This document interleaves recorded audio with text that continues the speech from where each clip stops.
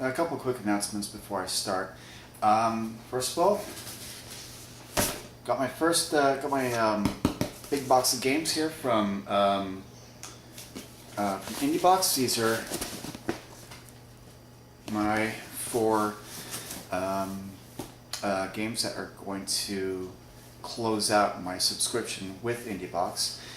And second of all, I am 2 episodes in, and already I'm altering how I'm going to be doing these reviews. So I'm trying to figure out my natural rhythm of things, but already I'm getting rid of some things that just on initial thought sounded cool, but I'm going to do away with and just go with something that has it flow naturally. I get nervous, but I'll get there. I'll get there. So without further ado, let's step into the world of my first IndieBox review here, Invisible Ink.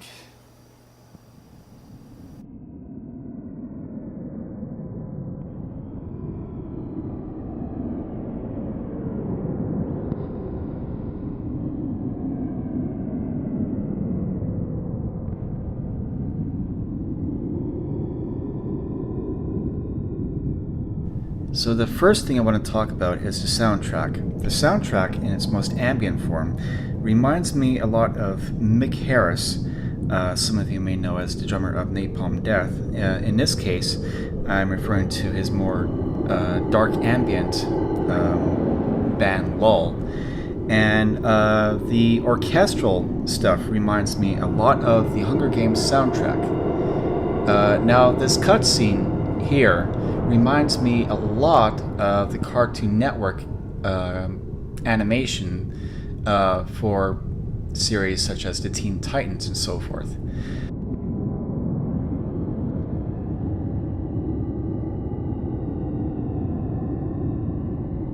The actual gameplay itself is tactic turn-based game, kind of like well, for me, the only comparison I can think of is Civilization 4, although not really.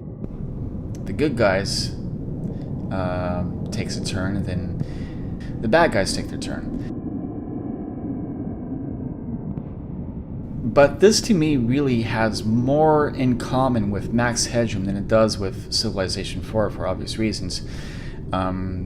In fact, some of the terminology seems reminiscent of Max Headroom, with control, with Max Headroom being, I guess, an equivalent to Cognita, and the general dark and gloomy 20 minutes into the future, which I think this game itself has.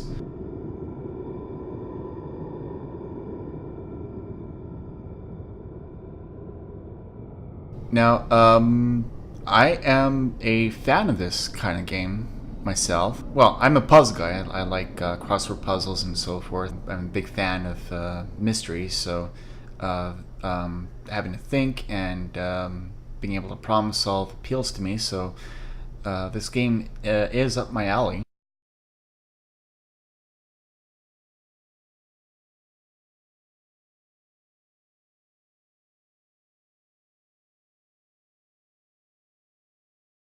This, might not appeal to someone who's more into an action-oriented game, but that's fine. That's their thing.